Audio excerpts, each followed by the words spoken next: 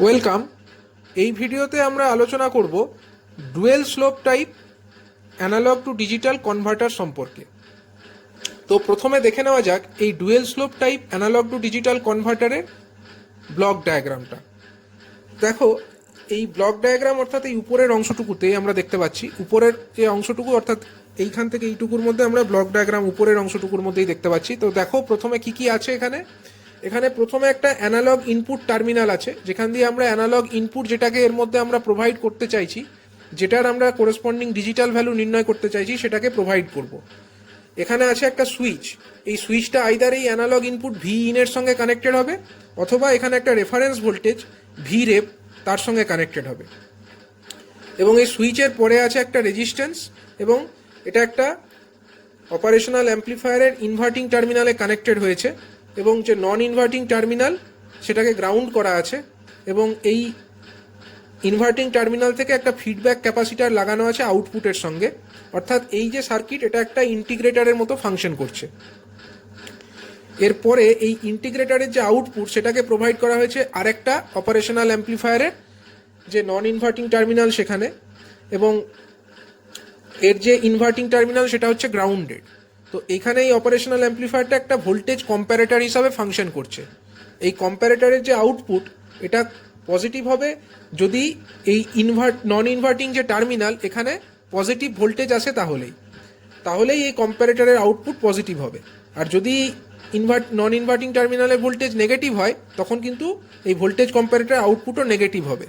এবার এই ভোল্টেজ কম্প্যারেটর আউটপুটকে আমরা হাই অথবা লো বলতে পারি। যদি এর আউটপুট পজিটিভ হয় তাহলে আমরা বলতে পারি এর আউটপুট হাই, আর যদি এর আউটপুট নেগেটিভ হয় আমরা বলতে পারি লো। এবার সেই আউটপুট অফ দ্য ভোল্টেজ কম্প্যারেটর এটাকে আমরা প্রোভাইড করেছি একটা অ্যান্ড গেটের মধ্যে। সেই অ্যান্ড গেটের মধ্যে আরেকটা ইনপুট হিসাবে আমরা ক্লক পালস প্রোভাইড করেছি। তাহলে এর যে আউটপুট বার হবে এটা কিসের ওপরে ডিপেন্ড করছে? আউটপুটটা ডিপেন্ড করছে এই কম্প্যারেটরের যে আউটপুট হাই অথবা লো তার উপরে। যদি এর আউটপুট হাই হয়, কম্প্যারেটর আউটপুট যদি হাই হয়, তার মানে 1। এবার 1-এর সঙ্গে যদি আমরা ক্লক একে অ্যান্ড করি তাহলে আমরা ক্লকই পাবো। আর যদি আমরা কম্প্যারেটর আউটপুট লো পাই, লো অর্থাৎ 0, তাহলে 0-র সঙ্গে ক্লককে অ্যান্ড যদি অপারেশন করি আমরা 0 পাবো। এবং এই অ্যান্ড গেটের যে আউটপুট আমরা পাচ্ছি সেটাকে প্রোভাইড করা হয়েছে একটা বাইনারি কাউন্টারের মধ্যে। এই কাউন্টার কি করে? কাউন্টার হচ্ছে কোনো বাইনারি নাম্বারকে কাউন্ট করে। এর কাউন্টারের সম্পর্কে আমরা অলরেডি এর আগে যখন সিকোয়েন্সিয়াল লজিক সার্কিট পড়েছি অলরেডি আমরা আলোচনা করেছি, এবং বাইনারি ভ্যালুগুলোকে এটা কাউন্ট করছে। তো এই যে বাইনারি কাউন্টার, সেখান থেকে যে একটা আউটপুট আমরা প্রোভাইড করছি একটা কন্ট্রোল লজিককে, এবং সেই কন্ট্রোল লজিক সেটা একটা সুইচ কন্ট্রোলের মাধ্যমে, এই যে ডটেড লাইন দেখতে পাচ্ছ, এই সুইচ কন্ট্রোল লাইন, এই কন্ট্রোলের মাধ্যমে এটা ডিসাইড করছে এই যে সুইচটা, এই সুইচটা অ্যানালগ ইনপুটের সঙ্গে কানেক্টেড হবে না রেফারেন্স ভোল্টেজের সঙ্গে কানেক্টেড হবে সেইটা। এরপরে আমরা এই ডুয়েল স্লোপ টাইপের ওয়ার্কিং প্রসেসে আসছি। তো প্রথমে আমরা যে পার্টটা দেখব সেটা হচ্ছে ইন্টিগ্রেটার পার্ট, অর্থাৎ এখান থেকে এইটুকু অংশের মধ্যে যে ইন্টিগ্রেটার আছে সেটার ওয়ার্কিং আমরা দেখব। অলরেডি আমরা অ্যানালগ ইলেকট্রনিক্সে এই ইন্টিগ্রেটারের সম্পর্কে আলোচনা করেছি। তো দেখে নেওয়া যাক, যদি এই অ্যানালগ ইনপুটটা এই সুইচের সঙ্গে কানেক্টেড থাকে, সেক্ষেত্রে এই ভি ইন ভোল্টেজটা কোথায় আসছে? এই রেজিস্ট্যান্সের সঙ্গে কানেক্টেড। তাহলে ভি ইনটা রেজিস্ট্যান্সের সঙ্গে কানেক্টেড, এবং তারপরে এটা হচ্ছে একটা ইন্টিগ্রেটার। এই টোটাল সার্কিটটা আমরা একটা ইন্টিগ্রেটার সার্কিট হিসাবে ভাবতে পারি। অর্থাৎ ইন্টিগ্রেটার সার্কিটের মধ্যে ইনপুট হিসাবে আমরা ভাবছি ভি ইন প্রোভাইড করা আছে। তাহলে এইরকমভাবে সার্কিটটা আমরা ভাবতে পারি, এখানে ভি ইন, এখানে একটা রেজিস্ট্যান্স, এটা ইনভার্টিং টার্মিনালের সঙ্গে কানেক্টেড অপারেশনাল অ্যাম্প্লিফায়ারের, নন ইনভার্টিং টার্মিনালটা গ্রাউন্ডেড, এবং এখানে একটা ফিডব্যাক ক্যাপাসিটার যার মান হচ্ছে সি, এবং এখানে হচ্ছে আউটপুট ভোল্টেজ ভিও। তাহলে যেহেতু এর নন ইনভার্টিং টার্মিনাল গ্রাউন্ডেড, তার মানে এখানে ভোল্টেজ কত? 0 ভোল্ট। এবং যেহেতু এখানে 0 ভোল্ট, তাহলে অপারেশনাল অ্যাম্প্লিফায়ারের ইনফাইনাইট ইম্পিডেন্স হওয়ার জন্য এর যে ইনভার্টিং টার্মিনাল সেখানেও 0 ভোল্ট হবে, ভার্চুয়াল গ্রাউন্ড। তাহলে এইখান থেকে এইটুকুর মধ্যে যে কারেন্ট সেটাকে আমরা ধরেছি I1 সমান আমরা কি লিখতে পারি? I1 সমান V in minus 0 divided by এই রেজিস্ট্যান্স আর। একইভাবে এই যে টোটাল কারেন্ট I1, এটাই কিন্তু ফিডব্যাক কারেন্ট হিসাবে আউটপুটে চলে যাবে। আমরা ফিডব্যাক কারেন্টকে ধরছি IF। এবার দেখো, আমরা জানি একটা ক্যাপাসিটারের মধ্যে যে কারেন্ট ফ্লো করে সেই ক্যাপাসিটারের মধ্যে কারেন্ট কিসের ওপরে ডিপেন্ড করে? আমরা জানি ক্যাপাসিটারের মধ্যে কারেন্টকে যদি আমরা আইসি বলি, আইসি ইজিক্যাল টু কী হয়? সি ডিভি ডিটি হয়, যেখানে সি হচ্ছে ক্যাপাসিটেন্সের মান, ক্যাপাসিটারের ক্যাপাসিটেন্স, আর ভি হচ্ছে ভোল্টেজ অ্যাক্রস দ্য ক্যাপাসিটার। তো এখানে যে ক্যাপাসিটারটা আছে তার অ্যাক্রসে আমরা যদি এদিক থেকে এদিকের মধ্যে একটা কারেন্ট, যেটাকে আমরা আইএফ ধরেছি এখানে, তাহলে আইএফ সমান আমরা কি লিখতে পারি? আইএফ সমান আমরা লিখতে পারি ক্যাপাসিটারের যে ক্যাপাসিটেন্স অর্থাৎ C into d dt of V, মানে কি? Voltage across the capacitor. এখানে ভোল্টেজ কত? এখানে ভোল্টেজ হচ্ছে 0, আর এদিকে ভোল্টেজ কত? ভিও। তার মানে ডিডিটি অফ 0 মাইনাস ভিও, তার মানে minus of C DVO by DT. এবার আমরা দেখতে পাচ্ছি কি এই যে I1 কারেন্ট এবং এই যে IF কারেন্ট দুটো তো সেম, কারণ এই I1 কারেন্টটাই IF কারেন্ট হিসাবে আউটপুটে ফ্লো করছে। তার মানে I1 ইজিক্যাল টু আমরা লিখতে পারি IF, অর্থাৎ V in by R is equal to minus C DVO by DT. এখান থেকে আমরা ভিও সমান কত পাচ্ছি?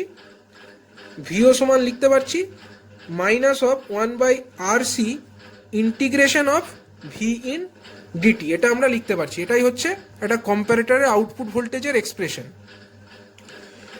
এবার দেখো, এখানে যদি আমরা একটা ফিক্সড ইনপুট প্রোভাইড করি, মানে যে ইনপুটের ভ্যালুটা কনস্ট্যান্ট, তাহলে ভি ইন একটা কনস্ট্যান্ট হবে। এবার কনস্ট্যান্ট যদি ইন্টিগ্রেশনের ভেতরে থাকে, সেটাকে তো আমরা বাইরে বার করে আনতে পারি।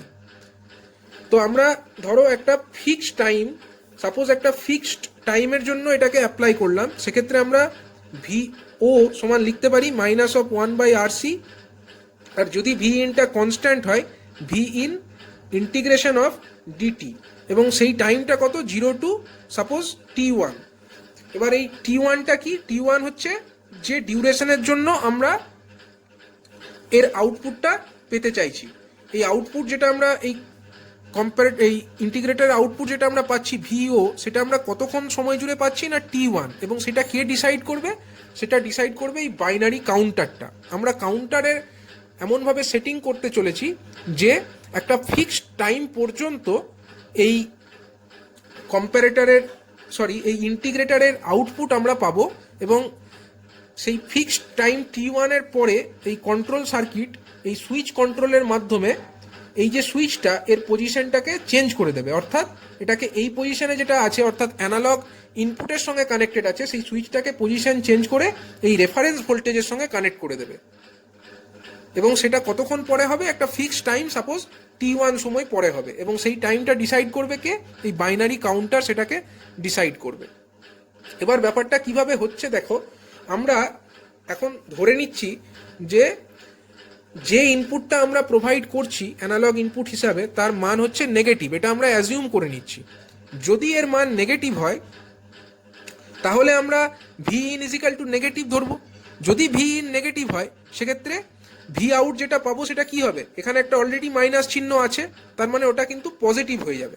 যেহেতু ভি ইন এর ভ্যালু অলরেডি যদি নেগেটিভ হয়, এখানে অলরেডি নেগেটিভ সাইন থাকার জন্য ওভারঅল ভি আউটের ভ্যালুটা পজিটিভ হয়ে যাবে।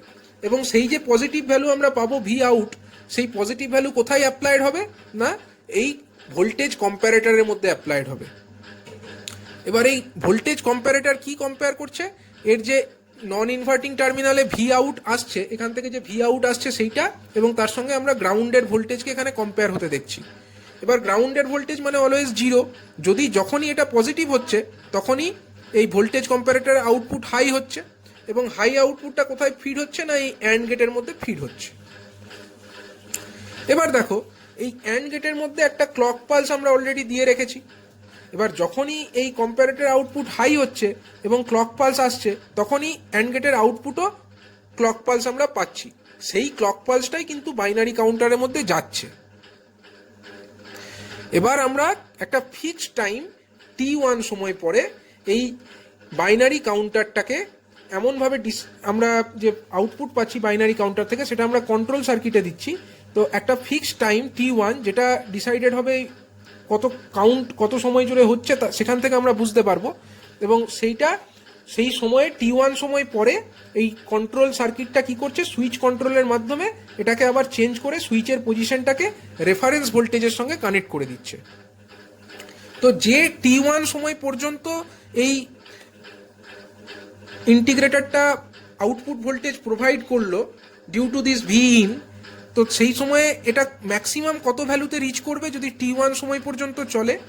ম্যাক্সিমাম ভ্যালুটা হবে V in divided by R C into integration of DT from 0 to T1, আমরা কত পাবো? T1ই পাবো। আমরা এক্ষেত্রে ধরে নিচ্ছি V1 এর মান নেগেটিভ, তার জন্য আমরা ওভারঅল ভ্যালুটা কিন্তু পজিটিভ হিসাবে পাচ্ছি। এবং সেটাকে যদি আমরা গ্রাফিক্যালি দেখি, গ্রাফিক্যালি যদি আমরা এটাকে লিখি, তাহলে আমরা এরকমভাবে এটাকে দেখাতে পারি। এই আউটপুট যে ভোল্টেজের মানটা,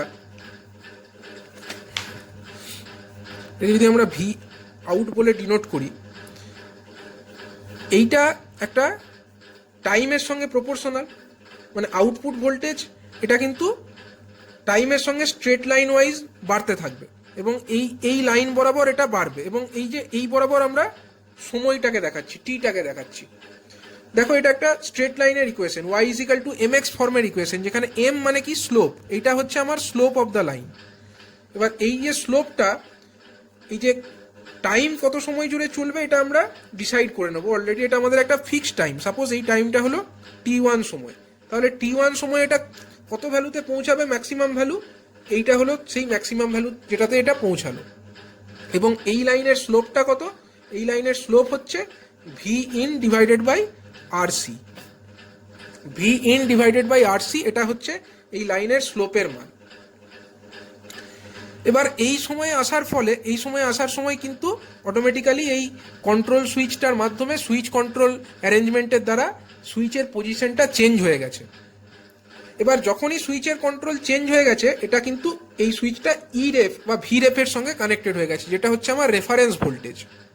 এবার এই ধরনের যে অ্যানালগ টু ডিজিটাল কনভার্টার, সেখানে একটা জিনিস আমাদেরকে সুনিশ্চিত করতে হবে যে অ্যানালগ ইনপুট যেটা আমরা প্রোভাইড করেছি তার যা পোলারিটি, এই রেফারেন্স ভোল্টেজের পোলারিটি কিন্তু অবশ্যই তার অপোজিট হতে হবে। তো এক্ষেত্রে আমরা ধরেছি কি, অ্যানালগ ইনপুট ভি ইন যেটা প্রোভাইড করা হয়েছে সেটা নেগেটিভ। আমরা এখানে ভি ইন অলরেডি নেগেটিভ বলে আমরা অ্যাজিউম করেছি, এটা আমাদের অ্যাজিউম করা আছে, এটা আমরা অ্যাজিউম করে নিয়েছি। তাহলে আমাদের ভি রেফটা কি হবে? ভি রেফ অবশ্যই আমার পজিটিভ হবে। এবার যখন এই ভি রেফ মানে পজিটিভ ভি রেফটা এই ইন্টিগ্রেটর সার্কিটের সঙ্গে কানেক্টেড হবে, মানে তখন এই ভি ইনের পরিবর্তে আমরা ভাবতে পারি এখানে কিন্তু ভি রেফ কানেক্টেড হয়ে গেছে এই ইন্টিগ্রেটরের মধ্যে, আর তো কিছুই পার্থক্য হয়নি। কিন্তু এর ক্ষেত্রে যে আউটপুটটা আমরা পাবো সেটা কত হবে? আউটপুটটা তখন minus of V ref by R C integration of DT হয়ে যাবে, এবং ভি রেফটাও একটা কনস্ট্যান্ট ভোল্টেজ, এবং তখন আউটপুটটা কত হবে? না এইটা ভি রেফ, তখন আউটপুট আমরা এরকম লিখতে পারি minus of V ref by R C integration of DT, এরকম লিখতে পারি। এবং যেহেতু ভি রেফ হচ্ছে পজিটিভ, তার মানে ভি আউটটা কিন্তু তখন নেগেটিভ হওয়ার কথা। নেগেটিভ মানে অলরেডি কিন্তু এটা একটা পজিটিভ ভ্যালুতে রিচ করেছিল যখন ভি ইনের সঙ্গে কানেক্টেড ছিল, তখন এখানে অলরেডি একটা পজিটিভ ভোল্টেজ ছিল। এবং যখন এই সুইচ পজিশনটা চেঞ্জ হয়ে গেল, যেহেতু এটার ভ্যালু নেগেটিভ হচ্ছে ভি আউটের ভ্যালুটা, তো এই যে ভ্যালুটা পজিটিভ অবস্থায় ছিল আস্তে আস্তে সেটা কমতে শুরু করবে, এবং আস্তে আস্তে এই ভ্যালুটা কমবে, এবং যে হারে কমবে সেটা কার উপরে ডিপেন্ড করবে? সেই কমার স্লোপটা হচ্ছে এই V ref by R C, এটাই হচ্ছে তার কমার স্লোপটা। কত হারে কমবে সেটা ডিপেন্ড করবে, এটা যেমন কত হারে উঠেছে তখন স্লোপ কত ছিল? V in by R C, এটা ছিল স্লোপ, এই লাইনের স্লোপ। সেরকমভাবেই এই যে আউটপুট ভোল্টেজ যেটা আমরা ইন্টিগ্রেটর থেকে পাচ্ছি এবং তারপরে কম্পারেটরে দিচ্ছি, সেই আউটপুট ভোল্টেজটাও কমবে, এবং কত হারে কমবে সেই কমার হারটা নির্ভর করছে আমার, এই স্লোপটা নির্ভর করছে V ref divided by R C এর ওপরে, reference voltage by R C এর ভ্যালুর ওপরে।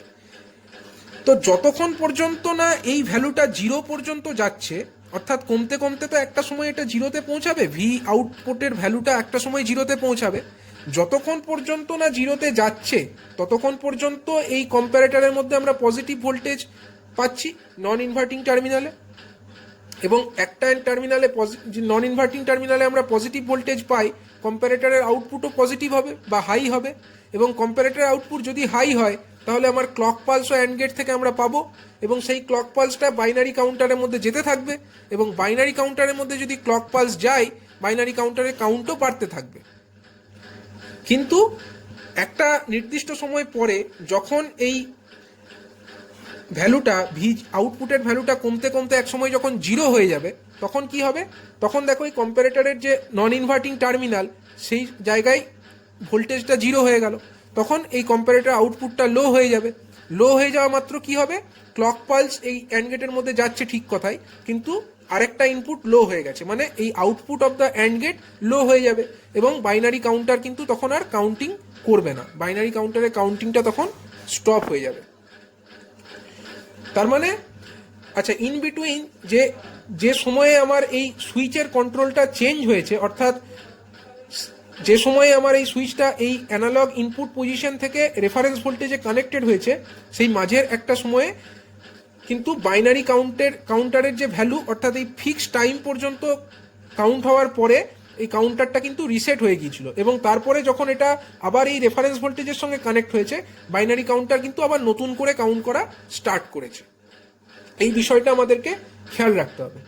এবার যখন এই ফিক্সড টাইম T1 পর্যন্ত এই বাইনারি কাউন্টারটা কাউন্ট করেছিল, সেই সময়ে যেহেতু টাইমটা ফিক্সড, মানে কত সময় জুড়ে কাউন্টিংটা হয়েছে সেটা আমরা জানি, তার কোরসপন্ডিং যে ফিক্সড ডিজিটাল একটা কাউন্ট থাকবে সেটাও আমরা ডিসাইড করব।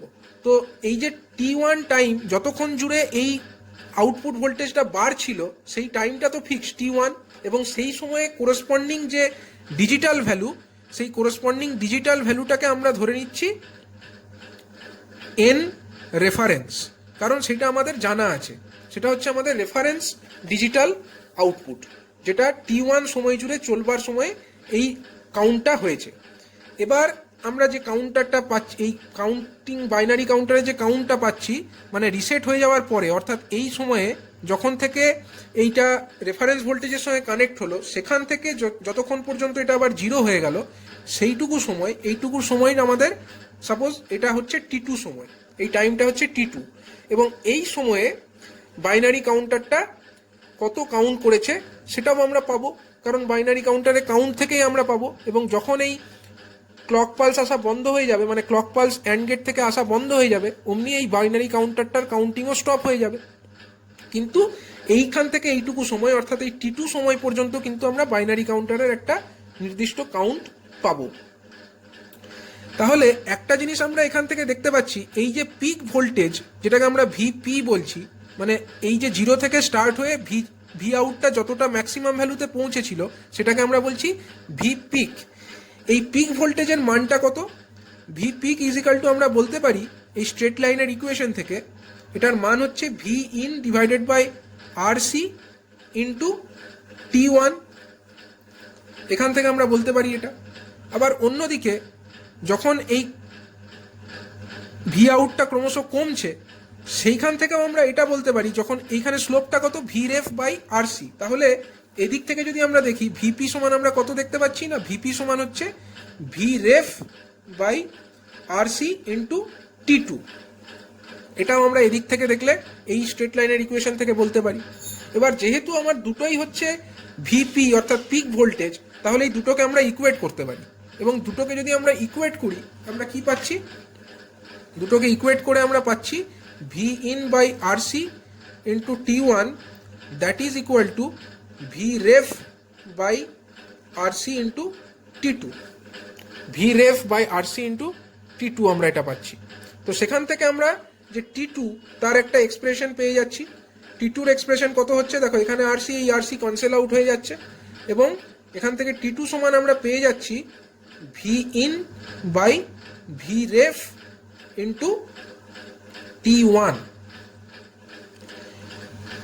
এবার আমরা এটা জানি যে এই T1 সময়ের পরে, মানে প্রথমে যতক্ষণ পর্যন্ত আমার এই কাউন্টারটা আপ কাউন্টিং করেছে, মানে যতক্ষণ পর্যন্ত এটা সুইচটা রেফারেন্স এই ইনপুট ভোল্টেজ ভি ইন এর সঙ্গে কানেক্টেড ছিল, ততক্ষণ সেই সময়টা কত, T1। তো T1 সময়ের পরে যে কাউন্টটা আমরা পেয়েছি, সেই কাউন্টটাকে আমরা বলছি N ref, reference count after time T1। তো এই কাউন্টটা কিন্তু আমাদের জানা আছে, এবং এই যে কাউন্ট এন রেফ আমরা পাচ্ছি, এটা কিন্তু প্রপোর্শনাল টু T1 টাইম, মানে T1 টাইমটা যত বেশি হবে এন রেফ তত বেশি হবে, কিন্তু এটা আমাদের ফিক্সড, এন রেফ হচ্ছে ফিক্সড এবং এটা ডিপেন্ড করছে সম্পূর্ণরূপে এই T1 অর্থাৎ যে ফিক্সড টাইম পর্যন্ত এটা সুইচটা রেফারেন্স ভোল্টেজ ভি ইন এর সঙ্গে কানেক্টেড ছিল তার উপরে।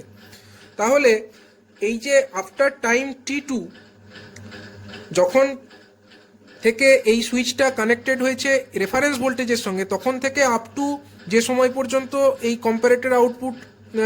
কম্পারেটর আউটপুট লো হয়েছে বা জিরো হয়েছে সেই পর্যন্ত সময় কিন্তু আমরা যে কাউন্টটা পাবো সেটাকে যদি আমরা এন বলি, তাহলে এই এনটাও হবে ডিজিটাল কাউন্ট এন যেটা হবে সেটাও কিন্তু প্রপোর্শনাল টু T2 হবে। যদি আমার T1 সময়ে যে রেফারেন্স কাউন্ট এন রেপ সেটা যদি প্রপোর্শনাল টু T1 হয়, তাহলে এই T2 সময়ের পরে যে ডিজিটাল কাউন্ট এন সেটাও প্রপোর্শনাল টু T2 হবে। তাহলে এই যে সমীকরণ আমরা পেয়েছি T2 equal to V in by ref into T1, সেখানে আমরা T2র পরিবর্তে স্মল এন লিখতে পারি, মানে যেহেতু N is proportional to T2।